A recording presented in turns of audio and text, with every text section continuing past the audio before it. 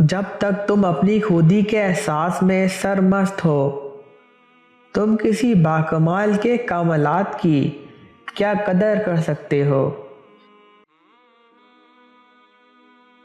نصیحت اگرچہ ناخوشگوار ہوتی ہے، لیکن اس کا انجام خوشگوار ہوتا ہے۔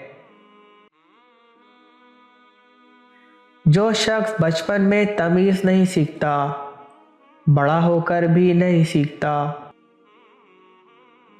جو تیرے سامنے اوروں کی برائی کرتا ہو، وہ اوروں کے سامنے تیری بھی برائی کرتا ہوگا۔ اس سے تو خاموشی بہتر ہے کہ کسی کو دل کی بات کہہ کر پھر اس سے کہا جائے کہ کسی سے نہ کہنا۔ مطالعہ غم اور اداسی کا بہترین علاج ہے۔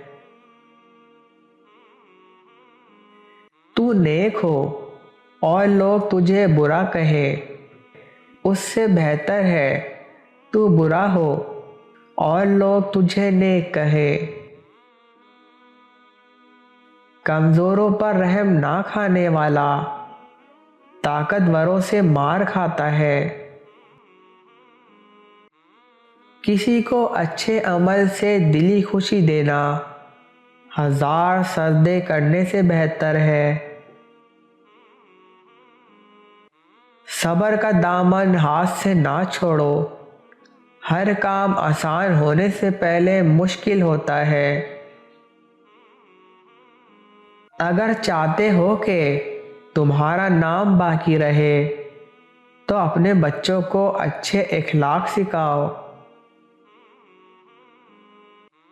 میں رب سے ڈرتا ہوں اور رب کے بعد اس شخص سے ڈرتا ہوں جو رب سے نہیں ڈرتا۔ موتی اگر کیچڑ میں بھی گر جائے تو بھی قیمتی ہے، اور گرد اگر آسمان پر بھی چڑھ جائے تو بھی بے قیمت ہے۔